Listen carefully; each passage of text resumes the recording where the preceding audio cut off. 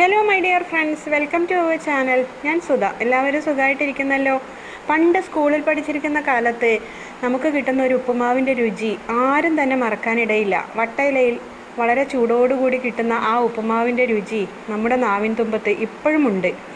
നുറുക്ക് ഗോതമ്പ് കൊണ്ടുള്ള ആ ഉപ്പുമാവാണ് ഞാനിന്ന് നിങ്ങൾക്ക് വേണ്ടി തയ്യാറാക്കാൻ പോകുന്നത്.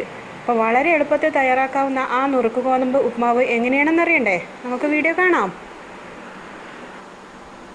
ഞാനിവിടെ 1 കപ്പ് നുറുക്ക് ഗോതമ്പാണ് എടുത്തത്. പ്രഷർ കുക്കറിലാണ് ഞാനിത് തയ്യാറാക്കുന്നത്. പ്രഷർ കുക്കർ ഇപ്പം നല്ലപോലെ ചൂടായി കഴിഞ്ഞു. അതിലേക്ക് ഒരു 2 ടീസ്പൂൺ വെളിച്ചെണ്ണ ചേർക്കാം. വെളിച്ചെണ്ണ ചൂടായതിനു ശേഷം അതിലേക്ക് ഒരു 1/2 ടീസ്പൂൺ കടുക് ചേർക്കുവാണ്. അതുപോലെ തന്നെ ഒരു 1/2 ടീസ്പൂൺ ജീരകം, നല്ല ജീരകം കൂടെ ചേർക്കുവാണ്. കടുകും ജീരകവും പൊട്ടിക്കഴിഞ്ഞതിന് ശേഷം 2 വറ്റൽമുളക് നമുക്ക് കട്ട് ചെയ്തിട്ട് ചേർക്കാം. പിന്നീട് നമുക്ക് കുറച്ച് കറിവേപ്പില ചേർക്കാം. അതിനുശേഷം 1 ടീസ്പൂൺ ഉഴുന്നുപരിപ്പ് നല്ലപോലെ കഴുകി ഊറ്റിയെടുത്തതാണ്, അത് ചേർക്കാം. ഉഴുന്നുപരിപ്പ് മൂത്തതിന് ശേഷം 2 പിഞ്ച് കായമാണ് ചേർക്കുന്നത്. അതിനുശേഷം നമുക്ക് ഒരു മീഡിയം സൈസിലുള്ള സവാള നേരിയതായിട്ട് അരിഞ്ഞതാണ്, അത് ചേർക്കാം. 1 ഇഞ്ച് നീളത്തിലുള്ള ഒരു കഷ്ണം ഇഞ്ചി ചെറുതായിട്ട് അരിഞ്ഞത് ചേർക്കാം.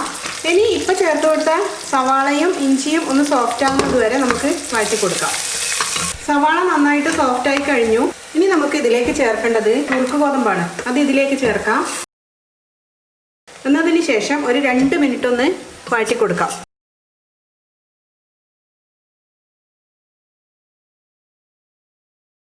രണ്ട് മിനിറ്റിന് ശേഷം നമുക്കതിലേക്ക് വെള്ളം ഒഴിച്ചു കൊടുക്കാം.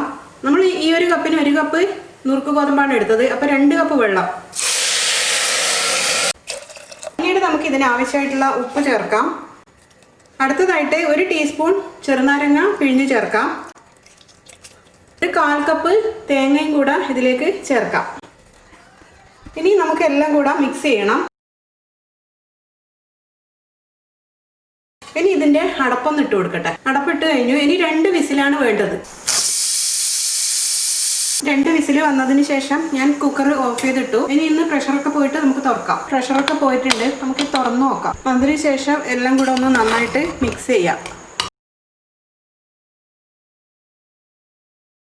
ഞാനിനി ഇതൊരു സർവിങ് പ്ലേറ്റിലേക്ക് എടുക്കാം. അപ്പം നമ്മുടെ ഉപ്പുമാവ് റെഡി ആയിട്ടുണ്ട്.